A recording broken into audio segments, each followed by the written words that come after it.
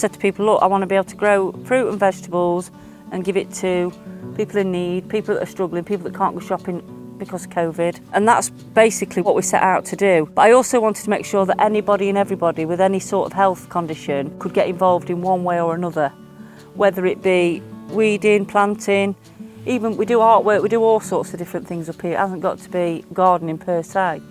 It's just about getting them out of the house, getting them with people in a safe environment where they can have a chat, they can offload if they want to, cup of tea, biscuit. I mean, you know, a cup of tea and a biscuit solves most things, doesn't it? So, you know, it's about that mental health side of it as well. I've worked a lot with people with disabilities, whether it be young people or older people within the community. And it is a bit of a bugbear of mine when you see people parked incorrectly, or you see people, oh, does he take sugar with that? Instead of asking the person with a disability. So for me, it's always been about making sure we can be as inclusive as possible for anybody and everybody within this project and within the local community. I always believe that everybody should have a chance to be able to do something or have a go at something. And then we can fit round them to make sure it works. A friend of mine, Yvonne, she's got a daughter, that's Olivia, that I've known from being a little dot. And she's in a wheelchair at the moment, on oxygen. She's got long COVID, got a number of issues health-wise. Getting her up here has been really interesting, and I've been able to use her needs, if you like, to find out exactly where we need to be positioning things. She said it just made her feel a lot better just being outside, just seeing somebody else, and you know, and she was able to go on the other field where she felt comfortable because she didn't want to be around too many people because she's obviously had that experience with COVID, which was fine. It was, you know. And she's been up, I think, 2 or 3 times since. So,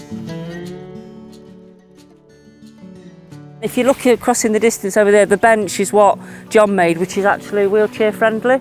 But that's just made out of 2 old baby gates and pallets. In total, people that we've either reached, either by giving them the food parcels or by volunteering or just coming up for a cup of tea, it's got to be at least 80 or 90 people at the moment. Which, when I'm thinking about it now, is quite amazing really in a year, to say that we had nothing up here, there were no plots, there were nothing, it were all had to be done from scratch. So I want to have a polytunnel here so that we can work through the winter. Because the winter months, I struggle myself in the winter months with my fibromyalgia, the pain.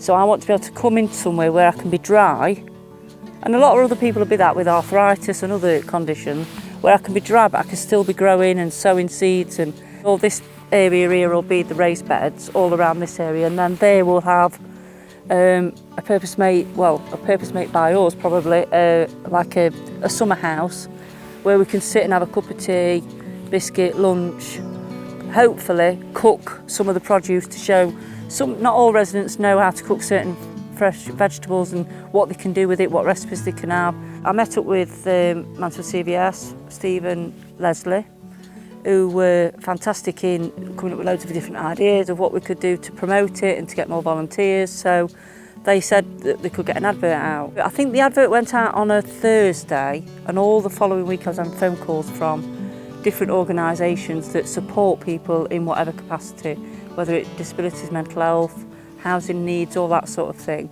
So I've got a list now of people that I'm slowly meeting up with. We've had social prescribers come up and meet with clients up here because they can't meet in an office or at hospital. We've had Framework come up and meet with their clients, and they're starting to come and do some voluntary work here. So that was my aim, to get as many people out and about doing as much as they could, because it's not just about healthy lifestyles, it's also about confidence building, work experience, teamwork, working alone, all of that. So it's been amazing what that has achieved for us. And then they've also said that they will support us in looking at grant applications for funding. I think we're going to have a really good working partnership, and I think I'm probably going to do their heads in constantly emailing them.